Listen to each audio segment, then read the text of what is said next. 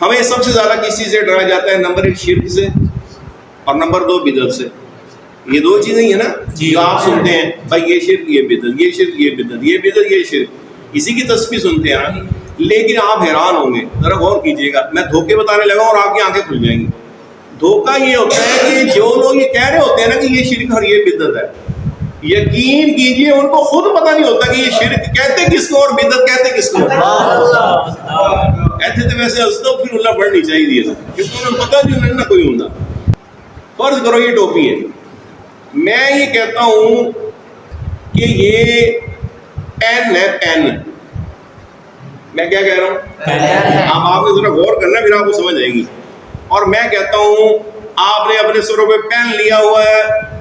Pain نہیں لینا چاہیے لوگوں، سر پہ تو ٹوپی لینی چاہیے. اتارو اس کو، یہ ہے ٹوپی، اور میں جیب سے پین نکال کے آپ کو دے دوں. میں آپ کو پین دے دوں نکال کے، اور میں کہوں یہ آپ نے سروں پہ جو پین لیے ہوئے ہیں بالکل غلط ہے، یہ تو بالکل بھی جائز نہیں ہے. آپ کو چاہیے آپ اپنے سر پہ ٹوپی لیں، لیکن میں جو آپ کو پکڑاؤں وہ پہنو. اس کا کیا مطلب ہوگا؟ اس کا کیا مطلب ہوگا؟ اگر تم مجھے اس کا جواب دینا تو میں کہوں گا کیا بات، ایک ایک کر کے.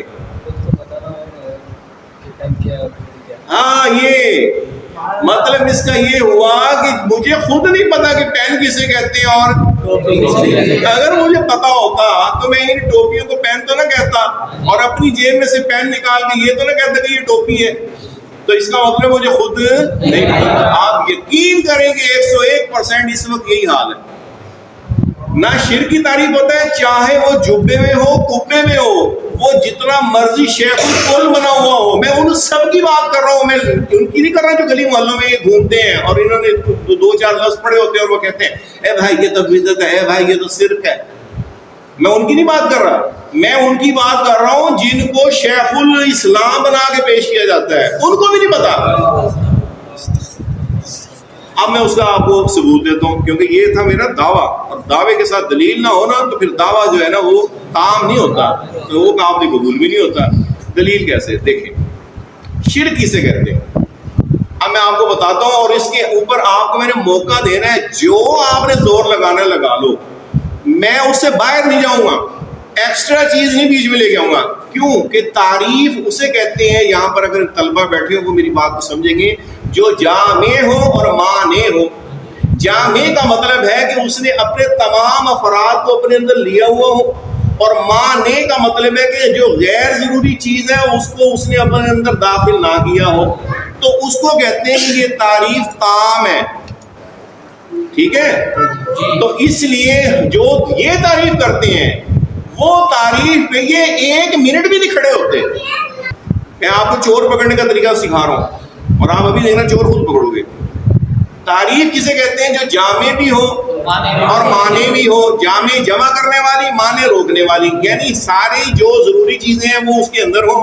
مثال کے طور پہ میں کہتا ہوں کہ یہ جو پنجابی میں ہم کہتے ہیں نا شکنجی، اسکنجین کہتے ہیں اردو میں. شکنجی تو سمجھتے ہو، لیمو پانی جس کو بولتے ہیں. اب میں نے اس کی تعریف کرنی ہے.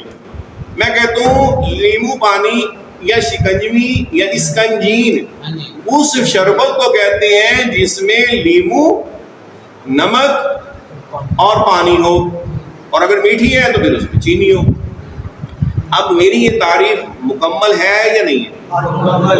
کوئی چیز چھوڑی تو نہیں؟ اور اگر میں یہ کہوں کہ شکنجی اسے کہتے ہیں، اسکنجین اسے کہتے ہیں کہ جس کے اندر پانی میں نمک ملا دیا جائے، تو آپ کہیں گے حضرت آپ نے ایک چیز چھوڑ دی. اس کا مطلب یہ میری تعریف جامع نہیں ہے. جامع کا مطلب ہے میں نے کچھ چھوڑ دیا ہے، لہٰذا وہ کیا چھوڑا ہے؟ وہ لیمو. تو لہٰذا لیمو کو ڈالنا ضروری ہے. تو میں جب تک لیمو نہیں لاؤں گا میری تعریف پوری نہیں ہوگی. اگر میں یہ کہوں کہ شکنجین اسے کہتے ہیں، اگر آپ ہنسے نا اونچی بات سے پھر دیکھیں مسکرا سکتے ہیں، سمجھے پہلے میں بول رہا ہوں. شکنجین اسے کہتے ہیں جس میں لیمو ہو، نمک ہو، پانی اور ٹماٹر ہو. یہ تعریف کیسی ہے؟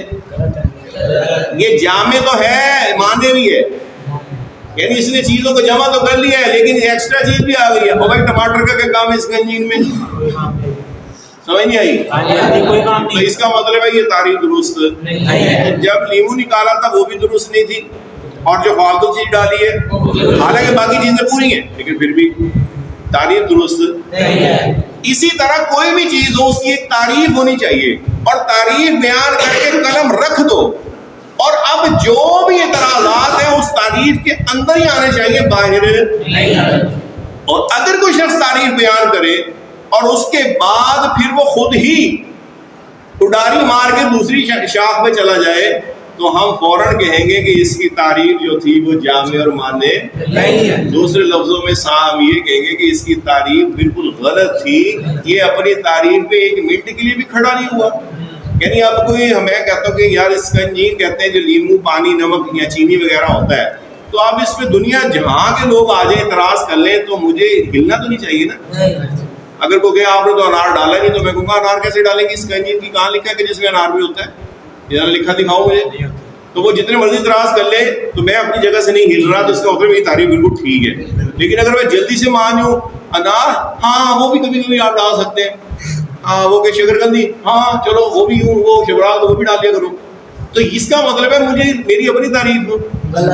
یہ بات سمجھ آ گئی بھائی؟ اب سنو، اب شرک والے تعریف جو کرتے ہیں نا وہ بڑی رنگ برنگی کرتے ہیں، اور وہ آپ بتائیں گے۔ اچھا اس سے پہلے میں ایک تعریف بتا دوں، نہیں پہلے آپ ہی بتا دیں، آپ لوگوں نے آج تک شرک کی کیا کیا تعریفیں سنی ہیں؟ جو آپ کا مشاہدہ ہے نا جو وہ ایک ایک کر کے بولتے جاؤ۔ شرک کسے کہتے ہیں بھی بولو بھائی؟ یہ جیسے کہ ڈاکٹر اسرار احمد صاحب، اچھا تعریف ہونی چاہیے، خطبہ نہیں ہونا چاہیے۔ تعریف میں اور خطبے میں فرق ہوتا ہے۔ تعریف ہوتی ہے 2-3 لائنوں کی، بس یہ تعریف ہے، اور اسی کے اندر ہم نے رکھنا ہے، اور وہ تعریف پھر قرآن و سنت سے ثابت ہو۔ میں تعریف میں اپنی مرضی سے کروں گا کیا؟ بولو بھائی، تعریف بھی تو قرآن و سنت سے ہو نا۔ قرآن اور سنت کس کو شرک اور بدعت کہہ رہا ہے؟ یہ شرک بدعت میری مرضی کا ہوگا یا قرآن و سنت کی مرضی کا؟ تو پھر وہ تعریف قرآن و سنت کے مطابق بھی ہونی ضروری۔ تو آپ لوگ جو سنتے ہیں نا وہ مجھے 2 لائنوں میں بتاؤ۔ جیسے کہ ڈاکٹر اسرار احمد صاحب کہتے ہیں کہ درباروں پہ جا کے مانگنا شرک ہے، ادھر جا کے دعائیں کرنا۔ شرک کی تعریف بتائیے، یہ تو وہ یہ کہہ رہے ہیں نا یہ شرک ہے۔ شرک خود ہے کیا؟ دیکھیں اب وہ یہ فطرے نے ان کے ذہن میں جو بات ڈالی وہ بیٹھی ہوئی ہے، لیکن انہوں نے یہ بھی اتنا آج تک غور نہیں کیا یا انہیں غور کرنے کا موقع نہیں ملا کہ یہ جو وہ صاحب یہ بات کر رہے ہیں وہ شرک کی تعریف نہیں بیان کر رہے، وہ تو شرک یہ بتا رہے ہیں کہ یہ چیز بھی اس میں داخل ہے۔ بھائی اس میں داخل ہے وہ بعد میں پوچھیں گے، پہلے وہ شرک ہے کیا؟ جیسے میں آپ کو یہ کہہ دوں کہ جو اورنج شربت ہوتا ہے نا وہ بھی سکنجین ہی ہوتا ہے، مینگو شربت بھی سکنجین ہوتا ہے۔ یہ جو آج کل نہیں چلی ہے نا وہ منٹ مارگریٹا، یہ بھی سکنجین ہی ہوتی ہے، اور اسی طریقے سے جو مشروب میں تو آپ یہ کہیں گے حضرت یہ تو بعد میں بتانا یہ سکنجین ہے یہ سکنجین ہے، پہلے یہ تو بتا سکنجین بولتے کس کو ہے؟ سمجھ آئی؟ میں بھی یہی پوچھ رہا ہوں کہ یہ ڈاکٹر اسرار نے یہ تعریف نہیں بتائی، یہ تو اس نے بتایا اس کو بھی کہتے اس کو کہتا ہے، یہ تو ایک چھوٹا چھوٹا بچہ بھی بولتا ہے اٹھے چکنے شرک ہو گیا، کھڑے ہو کے اسلام پڑھا شرک ہو گیا۔ ہم یہ نہیں پوچھ رہے، ہم کہہ رہے ہیں شرک ہے کیا؟ وہ بولے۔ اب آپ کو پتہ لگی غلطی، لیکن وہ ایک جملہ بیٹھ کے وہ ساری زندگی کے لیے اس نے اس کو رگڑا دے دیا۔ جی اللہ عز و جل کے ساتھ کسی کو ساجد ٹھہرانا، شریک ٹھہرانا، صحیح ٹھہرانا، ساجد دار یا شریک، ٹھیک ہے۔ ہاں یہ اور کوئی یار آپ کو آج تک لوگ ملے نہیں ہیں، انہوں نے آپ کے کانوں میں پھونک نہیں ڈال ماری، بتاؤ پھر تعریف جو لوگوں نے بتائی نہیں پتہ، چلو میں ہی بتا دیتا ہوں۔ کبھی یہ نہیں آپ کو بولتے کھڑے ہو کے صلاۃ والسلام پڑھنا شرک ہے، یا رسول اللہ کہنا شرک ہے، بزرگوں سے مدد مانگنا شرک ہے، یہ کہتے ہیں نا، شرک کی تعریف نہیں بتاتے۔ یہ وہی بات ہے جو انہوں نے بتائی۔ آپ کو یہی تو کہتے رہیں گے، یہ بھی جیسے بالکل ویسے جیسے میں کہوں یہ ٹوپی نہیں پہننا، یہ ٹوپی نہیں ہے، یہ بھی پہن، یہ بھی پہننا، یہ میں بولتا رہوں، آپ فوراً پوچھیں گے حضرت صاحب یہ تو بتاؤ پین کہتے کس کو ہے؟ تاکہ آپ مجھے جھوٹا تبھی کرو گے نا جب آپ پوچھو گے کہ یہ تو آپ کو پتا بھی ہے پین کس کو بولتے ہیں۔ پھر آپ اس سے پوچھیں گے کہ اچھا بتاؤ یہ جو آپ بتا رہے ہو تعریف یہ پین ہے یہ کہاں لکھا ہے؟ لیکن حیرت ہے یار، یہ تو آپ فوراً میرے سر ہو جاؤ گے، ان سے آپ لوگ نہیں پوچھتے کہ یہ جو تم کہہ رہے ہو یہ شرک ہے، یہ کون سی آیت قرآنی میں لکھا ہوا ہے کہ یہ شرک ہے؟ یہ کون سی حدیث پاک میں لکھا ہے؟ چلو قرآن اور حدیث میں نہ صحیح، کسی صحابی کا قول ہی بتا دو، چلو وہ بھی نہ صحیح، کسی بڑے اکابر علماء کا دکھا، امام اعظم ابو حنیفہ کا ہی قول دکھا دو، چلو دادا صاحب کی کتاب سے دکھا دو، چلو پھر میرے علی شاہ صاحب کی کتاب سے دکھا دو، چلو اعلیٰ حضرت کی کتاب سے دکھا دو۔ تو اگر 14 صدیوں میں کسی نے بھی یہ بولی نہیں بولی جو آپ بول رہے ہو، تو پھر ہم کہہ سکتے ہیں نا کہ آپ کی جو بولی ہے وہ سوائے بکواس کے اور کچھ نہیں ہے، کیونکہ اگر یہ قرآن و سنت ہوتا تو پھر 14 صدیوں میں سب کی بولی یہی ہوتی، نہیں سمجھ آئی ہوئی، کہ سب کی بولی یہی ہوتی۔ تو ورنہ مجھے بتاؤ 14 صدیوں میں سے یہ اڑ کے آپ تک پہنچی ہے، باقیوں کو پتہ نہیں لگا تھا، تو غلطی کہاں ہو رہی ہے؟ تعریف میں غلطی کہاں ہو رہی ہے؟ یعنی وہ تعریف کر رہے ہیں جو ہے نہیں، وہ تعریف کر رہے ہیں اور جو ہونی چاہیے وہ کر نہیں رہے، وہ کر نہیں رہے، بتا ہی نہیں رہے۔ ایک لائن میں تعریف کرتا ہوں شرک کی، اللہ کے سوا کسی کو بے نیاز سمجھنا یہ شرک ہے۔ اب آپ کو چیلنج ہے، دنیا جہان کے اعتراضات کرو، میں اسی کے اندر رہوں گا، دائیں بائیں نہیں، انشاءاللہ، اور قرآن سے بھی ثابت کروں گا اپنی تعریف، اللہ الصمد، اللہ بے نیاز ہے۔ تو اللہ کے سوا کوئی بے نیاز نہیں، یا یوں کہہ لیں کہ اللہ کے سوا کوئی معبود نہیں ہے، جو کلمے کا ترجمہ ہے۔ اور یہ یاد رکھنا، ایک ہی بات یہ، میں نے بے نیاز اور معبود ہونا، کیوں؟ جو معبود ہوتا ہے نا وہ صرف وہ ہوتا ہے جو بے نیاز ہوتا ہے۔ نہیں سبحان اللہ، تسی جڑا نا گھر جا کے کہہ دینا خراب ہو جائے گا، کوئی مسئلہ نہیں۔ معبود ہوتا ہی وہ ہے جو بے نیاز ہوتا ہے، اور بے نیاز ہی معبود ہوتا ہے، یعنی معبود بے نیاز کے علاوہ کوئی ہو سکتا ہی نہیں ہے۔ اسی لیے کلمہ جو ہے یہ بہترین تعریف ہے توحید کی، اور اس کے عکس میں جو کچھ ہے وہ شرک ہے۔ ہم کیا پڑھتے ہیں؟ لا الہ الا اللہ، اللہ کے سوا کوئی معبود نہیں۔ اتنی جامع تعریف ہے نا کلمے میں، اور اسی کو پڑھ کے مسلمان ہوتے ہیں۔ اسی کے اندر رہ کے میں آپ کو کہتا ہوں کہ آؤ اس کے اوپر اعتراض کرو، جتنے اعتراضات آپ کے ہو سکتے ہیں کرو۔ معبود اسے کہتے ہیں، یہ سمجھو بھائی، معبود اسے کہتے ہیں جو بے نیاز ہو۔ بے نیاز اسے کہتے ہیں جس کو کسی کی ضرورت نہ ہو، سب کو اسی کی ضرورت ہو، جس کو کسی کی ضرورت نہ اور سب کو اسی کی ضرورت ہو۔ اور ایسی ہستی کائنات میں صرف ایک ہی ہے جسے ہم اللہ عز و جل کہتے ہیں۔ حالانکہ ہمارے فقہاء نے اور بھی تعریفات لکھی ہیں، وہ اللہ اس میں جلالت کی تعریف لکھی ہے، لیکن میں آپ کو ساری تعریفوں کا نچوڑ بتا رہا ہوں کہ اللہ کے سوا کسی کو معبود سمجھنا۔ اور یہ بھی یاد رہے، معبود کسے کہتے ہیں؟ آپ دیکھو میں تعریف میں ہی ہوں نا بھائی، معبود کا لفظ ہی استعمال کرو نا بار بار۔ بھائی معبود کسے کہتے ہیں؟ جو بے نیاز ہو، یعنی معبود کا خاصہ ہے، خاصہ غیر شاملہ، کہ معبود جو ہے ہوگا ہی صرف وہ جو بے نیاز ہو، اور وہ ایک ہی ہے اللہ پاک، اور وہ ہر مسلمان کہتا ہے۔ ہم تو امام الانبیاء علیہ السلام کو بھی معاذ اللہ کوئی ہے ایسا مسلمان جو انہیں معبود کہتا ہو؟ حضور کو کوئی معبود خدا مانتا ہے، اور خدا بھی اسی کو کہتے ہیں۔ خدا فارسی کا لفظ ہے اور اس پر اجماع ہے۔ ویسے تو اللہ کے لیے وہ اسماء نہیں جائز جو کہ غیر توقیفی ہوں، یعنی قرآن و سنت سے باہر ہوں، وہ اللہ کے لیے نہیں کر سکتے، لیکن یہ لفظ خدا پر اجماع ہے۔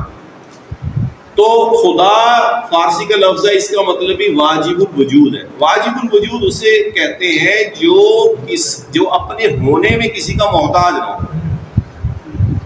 واجب الوجود، معبود، بے نیاز، یہ سب ایک ہی معنی میں ہے۔ جو معبود ہوتا ہے وہی واجب الوجود ہوتا ہے، جو معبود ہوتا ہے وہی بے نیاز ہوتا ہے، اور جو معبود ہوتا ہے وہی عبادت کے لائق ہوتا ہے۔ اور معبود کہتے ہی اسے ہیں، بیٹے بیٹھ جاؤ، آپ کے کھڑے ہونے سے بھی ڈسٹربنس۔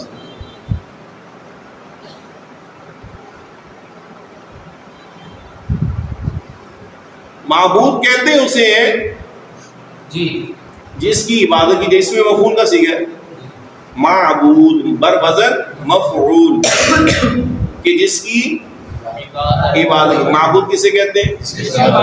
معبود کسے کہتے ہیں؟ معبود کسے کہتے ہیں؟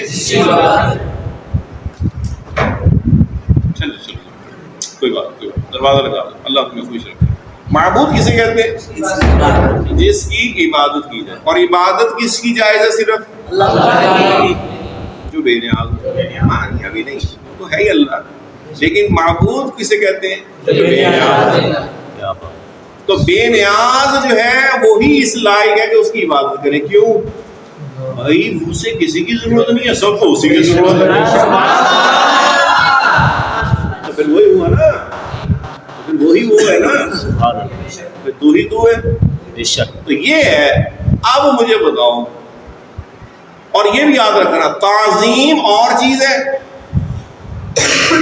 اور عبادت اور چیز ہے۔ تعظیم اللہ کرے کہ آپ توجہ دے دیں، تعظیم اور چیز ہے، عبادت اور چیز ہے۔ مسئلہ یہ خراب ہوا کہ بد مذہبوں نے تعظیم کو جو ہے وہ شرک سمجھ لیا، استغفر اللہ۔ یعنی حضور کی تعظیم میں انگوٹھے چومے کا شرک ہے، کھڑے ہوئے صلاۃ والسلام کے لیے کہا شرک ہے۔ ویسے اگر یہ کھڑے ہوں اپنے بڑوں کے لیے تو پھر کوئی مسئلہ نہیں ہے، ہاں جی، ٹھیک ہے نا، پھر کوئی مسئلہ نہیں ہے۔ تو اسی طریقے سے اگر ہم نے کوئی اور ایسا کام کر لیا کہ جس میں تعظیم تھی، انہوں نے کہا یہ شرک ہو گیا۔ بھائی تعظیم اور چیز ہے، شرک اور چیز ہے، شرک اور چیز ہے۔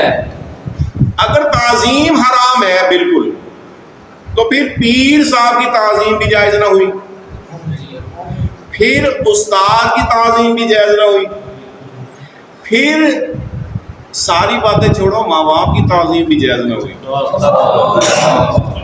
یہ کون مانے گا کہ ماں باپ کے آگے تو اف کرنے سے بھی قرآن پاک ہے، تو اف نہ کرنا تعظیم ہی تو ہے، ہاں جی، کہ ان کے آگے اف بھی نہ کرو، یہ تعظیم ہی تو اللہ سکھا رہا ہے۔ کیا بات ہے، سبحان جی، اور ان کے آگے نرمی کا بازو جھکائے رکھو اور ان کے لیے دعا کرو، اے اللہ ان پہ رحم فرما، جس طرح بشر میں انہوں نے ہم پہ رحم فرمایا۔ یہ سارے آداب ماں باپ کے کون سکھا رہا ہے؟ اللہ۔ تو جب تعظیم شرک تھی تو کیا اللہ قرآن میں شرک سکھا رہا ہے؟ نہیں، تو پھر ماننا پڑے گا کہ عقل کا فطور ان کے ہے جو اس کو شرک سمجھتے ہیں تعظیم کو۔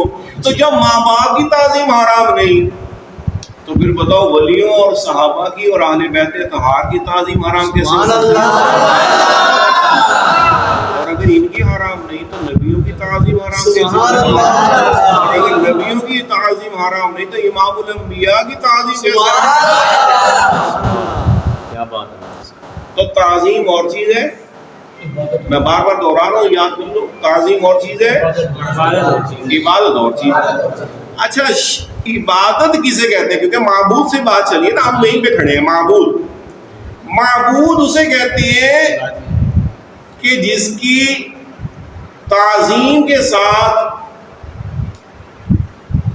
عبادت کی جائے، عبادت کے اندر تعظیم ضروری ہے، یعنی بے نیاز، سوری میں غلط کہہ گیا، میں دوبارہ کہتا ہوں، بے نیاز سمجھ کر کسی کی تعظیم کرنا یہ عبادت ہے۔ یہ یاد کر لو، میری ریکارڈنگ بھی ہو رہی ہے۔ کیا بات، بے نیاز سمجھ کر کسی کی تعظیم کرنا، او بھائی یاد کرو اس سے، وہ کہو میرے ساتھ، بے نیاز سمجھ کر کسی کی تعظیم کرنا یہ کیا ہے؟ عبادت ہے۔ بے نیاز سمجھ کر کسی کی تعظیم کرنا یہ عبادت ہے۔ بولو، عبادت ہے، عبادت ہے۔ تاریخ پوری پڑھو۔ بے نیاز سمجھ کر کسی کی تعظیم کرنا یہ عبادت ہے۔ اور بے نیاز کون ہے؟ اللہ۔ تو اس کا مطلب ہے خدا سمجھ کر تعظیم کرو گے تو عبادت ہوگی، سبحان اللہ، سبحان اللہ۔ خدا سمجھ کر تعظیم کرو گے نا، بھول گئے نا، اسی لیے دوہرا رہا ہوں، دیکھا کہ آپ کی توجہ ہے، کنسنٹریٹ ہو جاؤ۔ بے نیاز سمجھ کر تعظیم کرو گے تو عبادت ہوگی، اور بے نیاز ایک ہی ہے،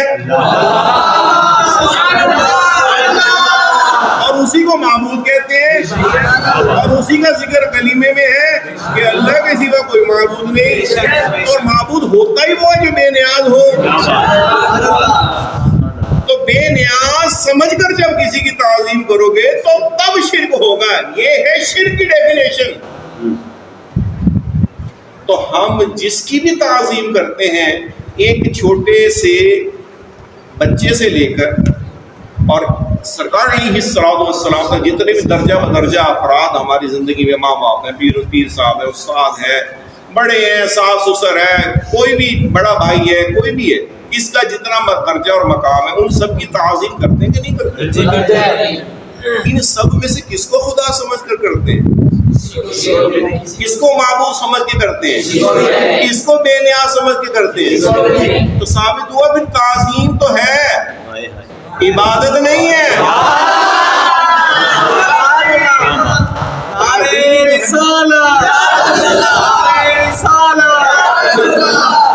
تعظیم تو ہے، عبادت نہیں ہے. اور بدبختوں نے تعظیم کو عبادت سمجھ لیا، حالانکہ تعظیم کچھ اور تھی، عبادت کچھ اور تھی. عبادت تو تھی کہ بے نیاز سمجھ کر، خدا سمجھ کر تعظیم کرنا. اور مسلمان تو خدا کے سوا کسی کو خدا سمجھ کر تعظیم کرتا ہی نہیں ہے.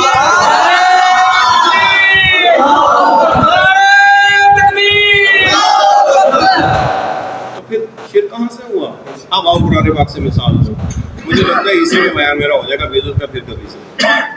قرآن پاک نے فرمایا وَمَن يُعَظِّمْ شَعَائِرَ اللَّهِ فَإِنَّهَا مِن تَقْوَى الْقُلُوبِ.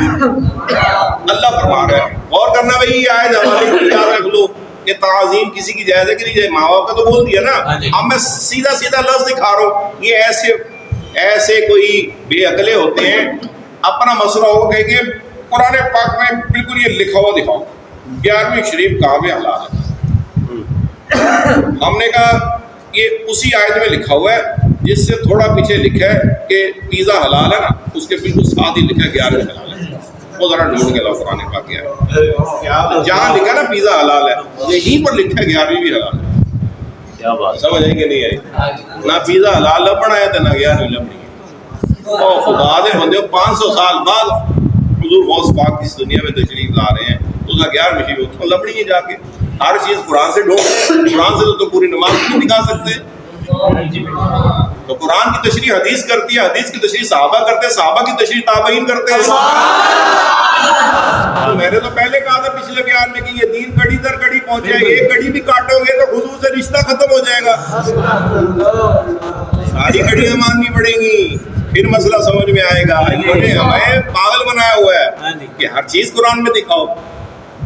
پھر ہم بھی تم سے پوچھیں نا، خیر ہمارا وہ ٹاپک الگ ہے. ابھی آؤ قرآن نے کیا فرمایا، اور جو تعظیم کرے اللہ کی نشانیوں کی.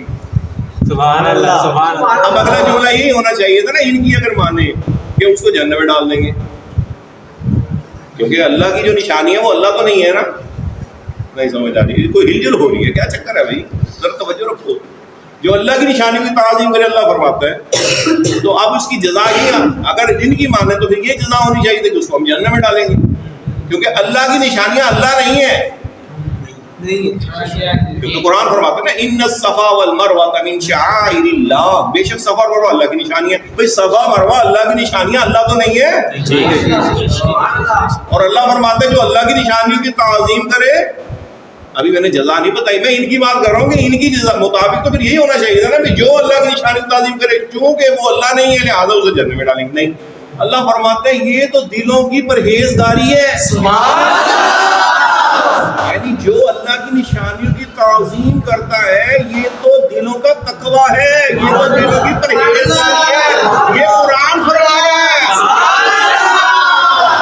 اب مجھے بتاؤ کہ تعظیم تو اللہ نے خود فرمایا کہ تعظیم کرو گے نا میری نشانیوں کی، تو یہ تو پرہیزگاری ہے. کفر و شرک کہاں رہ گیا؟ یہ تو پرہیزگاری ہے، یہ تو اللہ کی پسندیدہ چیز ہے.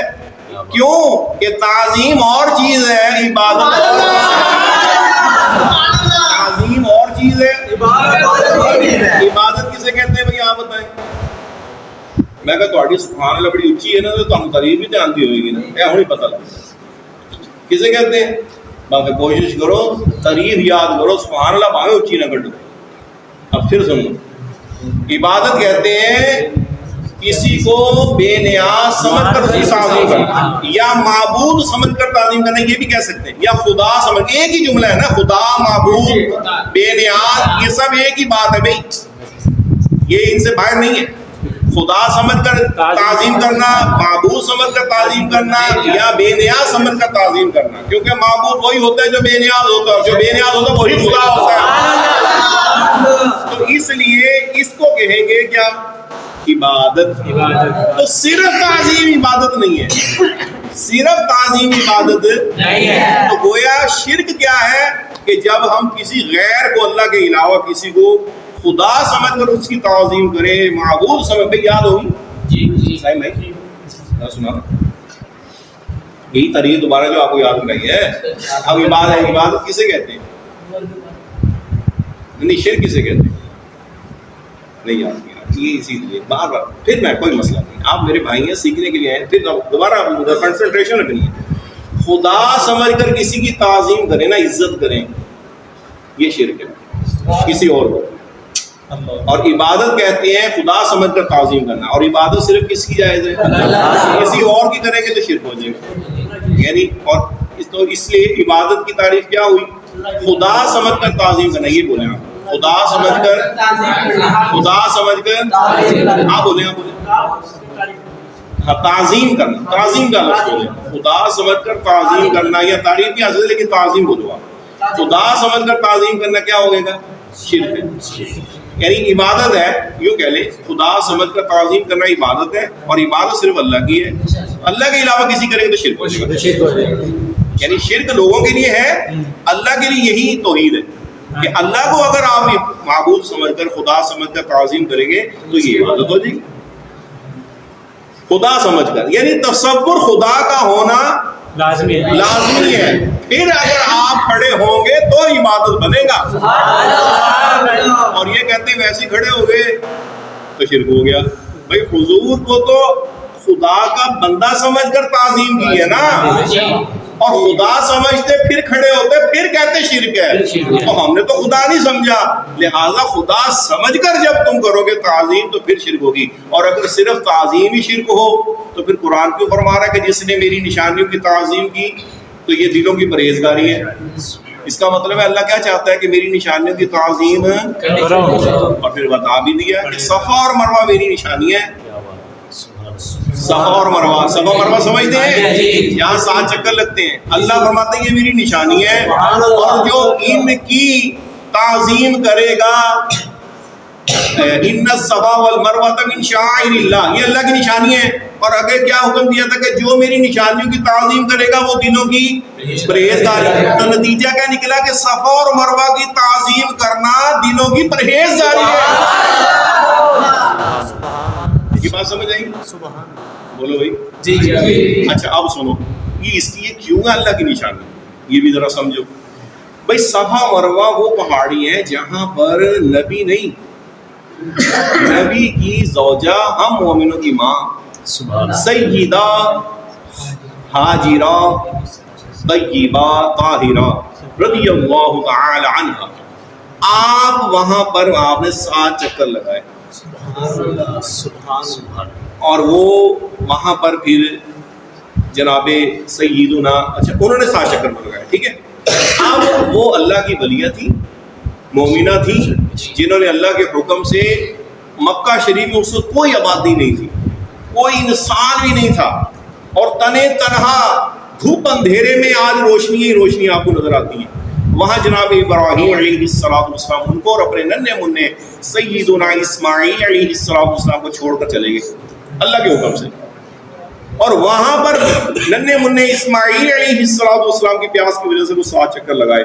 اللہ کو وہ یاد اتنی محبوب ہوئی قیامت تک کے لیے سب کے لیے عمرے اور حج کا حصہ بنا دی۔ اب میں پوچھتا ہوں، جہاں اللہ کے ولیہ کے قدم لگے وہ تو ہوئی اللہ کی نشانی، اور جہاں پورا ولی دفن ہے وہ نشانی کیوں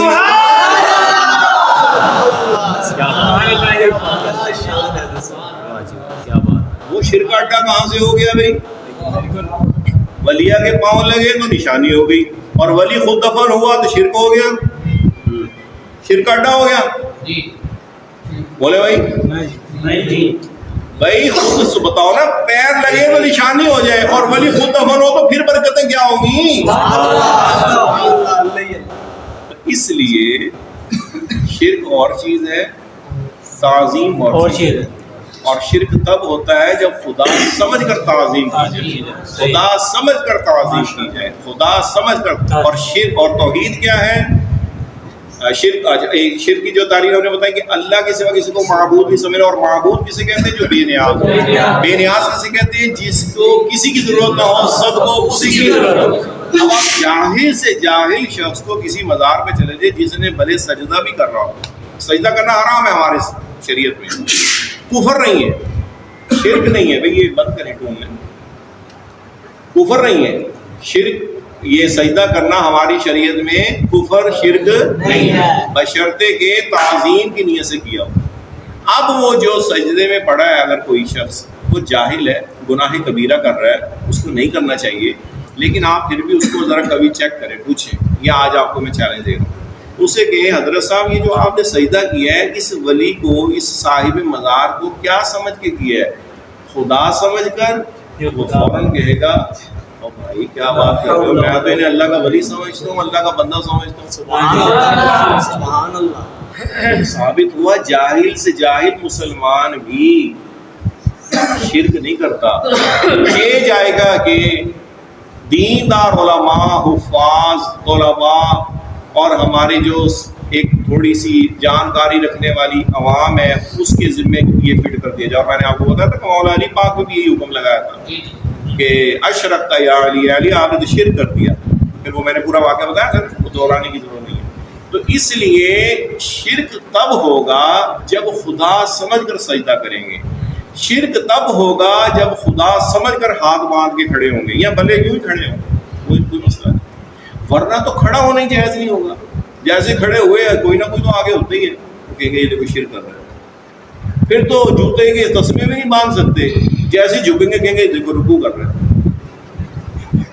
اللہ ایسے جھک کے رک رہے, وہ کہہ رہے دیکھو بندہ آگے بیٹھا ہے یہ شرک کر رہا ہے. تو وہ کیا کہے گا؟ بھائی میں تو جوتے کے لیے جھکا ہوں, میرے تو تصور میں بھی نہیں ہے, اب تو تعظیم بھی نہیں ہے. تو تعظیم جب ماں باپ کے لیے, ان کے لیے اگر ان کے پاؤں کا بوسہ دے سکتے ہیں, باپ کے ہاتھ چھو سکتے ہیں, تو ہاتھ اور پاؤں جھکے بغیر تو نہیں ہوتے. یا اب میں پھر ہنسنا نہیں ہے اگر کہوں کہ ٹانگ اوپر کرو گے بوسہ دینے کے لیے, منہ نیچے کرو گے. ان سے پوچھو بوسہ دے کے دکھاؤ باپ کی ٹانگ اوپر کر کے, پھر بوسہ لیا کرو. جھکو گے تو شرک ہو جائے گا. اللہ. تو شرک جو ہے وہ صرف تعظیم سے نہیں ہوتا, بلکہ خدا سمجھ کر تعظیم کریں گے تو شرک ہوا. اب اس پہ آپ دنیا جہاں کی طرف کرو. اب بتاؤ اگر کسی بزرگ سے کسی نے مدد مانگ لی, یہ شرک ہوگا کہ نہیں ہوگا؟ نہیں ہوگا. کیوں نہیں ہوگا؟ اس لیے کہ آپ نے خدا سمجھ کے نہیں مانگی, خدا کا بندہ سمجھ کے مانگی. ورنہ تو پھر ڈاکٹر صاحب سے بھی مدد شرک ہوگی. یہاں آگے یہ اپنی تعریف میں کھڑے نہیں رہتے. جب یہ کہتے ہیں نا غیر اللہ سے مانگنا شرک ہے, ہم کہتے ہیں کہ ڈاکٹر سے کیوں مانگتے ہو, ہم کہتے ہیں وکیل سے کیوں مانگتے ہو, تو یہ فوراً کہتے ہیں وہ تو زندہ ہے, وہ تو قریب ہے. اب مجھے بتاؤ دنیا کی کون سی کتاب کے اندر یہ تعریف لکھی ہے کہ زندہ اور قریب ہو تو پھر شرک نہیں ہے, فوت شدہ اور دور ہو تو پھر شرک ہے؟ یہ تعریف کہاں لکھی ہے؟ یہ مجھے نکال کے دکھاؤ. اور 2 لاکھ روپے, 10 لاکھ روپے, 20 لاکھ روپے ایسی گڑت دینا ہو, انعام لے لو. دکھاؤ. قرآن بھی معافی, قرآن میں نہ دکھاؤ کوئی نہیں, معافی دیتے ہیں. ورنہ کو جی یہ تو ہمیں حدیث کی بھی چھوڑ دو, صرف کسی سنی مستند معتمد عالم دین اکابر اہل سنت جو حجت ہوں, جیسے امام فخر الدین رازی حضرت مجدد پاک ہیں جی, اعلیٰ حضرت امام اہل سنت ہے, امام اعظم ابو حنیفہ ہے, بڑی بڑی ہستی ہے. کسی ایک کتاب سے لکھا دکھا دو, علامہ شامی علیہ رحمہ کی, علامہ علی قاری علیہ رحمہ, کوئی ایک کتاب تو دکھاؤ. کسی نے لکھا ہو, کسی صحابی نے لکھا ہو کہ بھائی قریب والے سے شرک نہیں ہے, دور والے سے شرک ہے. بھائی یہ معیار نہیں ہے. معیار وہی ہے جو میں نے ابھی آپ کو سکھایا ہے. کیا اگر ڈاکٹر کو آپ نے خدا سمجھ کر مدد مانگی اور اگر ولی کو بندہ سمجھ کے مانگی تو پھر معیار خدا سمجھنا ہوا یا قریب دور ہوا؟ معیار خدا سمجھنا ہوا یا مردہ زندہ ہوا؟ معیار کیا بنا پھر؟ تعریف کا معیار کیا ہوا؟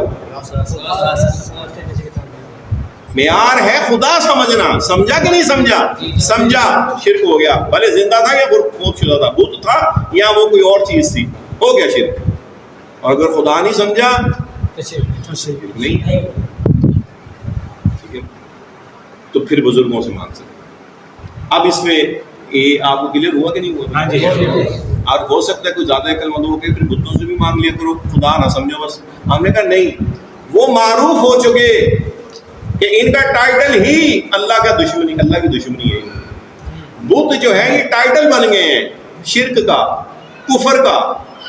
تو بتوں سے جب مانگیں گے تو یہ مشرکین کے ساتھ پوری مشابہت ہوگی، کیونکہ مشرکین بھی تو یہی کرتے ہیں. اسی لیے بہت سارے عمل ایسے کہ ہمارے علماء نے فرمایا یہ عمل کرنا ہی بندے کو مشرک کر دیتا ہے. کیا؟ اگر کسی نے یہاں کشکا لگایا، وہ جو 3 لکیریں ہندو لگاتے ہیں، حالانکہ وہ مسلمان ہے لیکن وہ کافر ہو جائے گا. کیوں؟ کہ اس کو دیکھ کے دل میں کیا آیا؟ ہندو ہی ہے. اور زنار کو جو بغل کے نیچے سے عیسائی دھاگا باندھتے ہیں، وہ کسی نے باندھا کافر ہو جائے گا. یعنی کچھ چیزیں ایسی ہیں، عمل ایسے ہیں کہ وہ معروف ہیں کہ یہ مشرک ہی کرتا ہے اور کوئی نہیں کرتا، تو ان کی بات نہیں کرنا. لیکن شرک کا معیار کیا ہے؟ خدا سمجھ کر. وگرنہ مجھے ایک بات بتاؤ، کعبہ شریف میں تو آپ جانے کا اتفاق ہوتا ہے نا عمرہ کرنے کے لیے، حج کرنے کے لیے. اور کعبہ شریف جس مسلمان کو خوش قسمتی ہوتی ہے کہ بالکل سامنے نماز پڑھنے کا موقع ملتا ہے. تو یہاں تو ہم دیکھو نا کعبہ شریف کا یہ تو ضروری ہے نا، استقبال قبلہ تو فرض ہے. تو وہاں سامنے مل جائے تو ہمارا کتنا ہوتا ہے، یہ وہی کعبہ ہے جس کی طرح رخ کر کے ہم پاکستان میں نماز پڑھتے ہیں.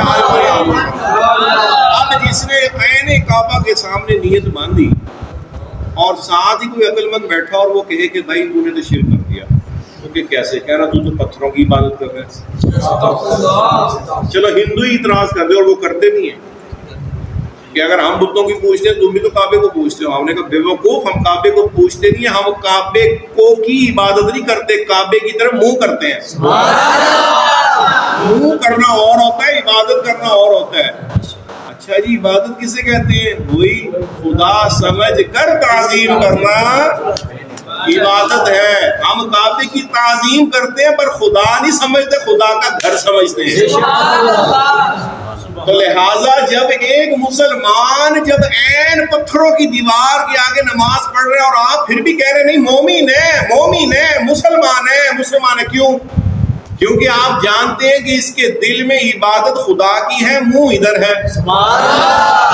تو اگر کوئی ولی کی طرف سجدہ کر دیتا ہے قبر میں، تو اسے کی مشرک فوراً بنانے کے چکر میں ہو جاتے ہو. ادھر بھی تو کہا کرو نا کہ اس کے ذہن میں تو خدا ہے، یہ تو تعظیم کر رہا ہے، خدا نہیں سمجھ رہا. ہاں ہے حرام، ہے گناہ کبیرہ، اس کو روکیں گے، لیکن اتنی جلدی اس کو مشرک تو نہیں بنا دیں گے. اگر بنانا ہی ہے تو ادھر کیوں نہیں بناتے؟ کعبے کے پتھروں میں اور ادھر پتھروں میں فرق کیا ہے پھر بتاؤ؟ اللہ تو کوئی بھی نہیں ہے ان میں. ایسے تو کعبے کا درجہ ہے، وہ ایک الگ چیز ہے. بھائی خدا تو نہیں ہے نا، نہ کعبہ خدا ہے نہ ولی کی قبر خدا ہے. تو پھر خدا جہاں سمجھو گے نا ڈاکٹر خدا ہے، تو ثابت ہوا ان سب جگہوں پہ آپ دیکھ لو، جہاں جہاں خدا سمجھو گے وہی شرک ہو جائے گا، اور جہاں جہاں خدا نہیں سمجھو گے وہاں پر شرک نہیں ہوگا. تو کعبے کی تعظیم ہے کہ منہ ادھر کر رہے ہیں، لیکن عبادت جس کو خدا سمجھنا تھا وہ وہی ہے جس نے حکم دیا ہے. کیونکہ وہ تو یہاں کہاں وہاں جہاں ان سے پاک ہے نا، وہ تو جگہ سے پاک ہے، مکان سے پاک ہے، اس کی طرف تو ہو ہی نہیں سکتا رخ. وہ تو رخ تب ہو جب وہ ایک جگہ ہو، وہ تو جگہ سے پاک ہے. جب جگہ نہیں تھی وہ تو تب بھی تھا. اس لیے اللہ نے ہمارے اوپر رحم فرمایا اور ہمیں ایک مرکز دے دیا کہ تم نے ادھر منہ کرنا ہے. عبادت میری کرنی ہے. تو آپ دیکھ لیں کوئی بھی مسلمان جب بھی نیت مانگتا ہے وہ یہی کہتا ہے منہ میرا کعبے کی طرف، منہ میرا کعبے کی طرف.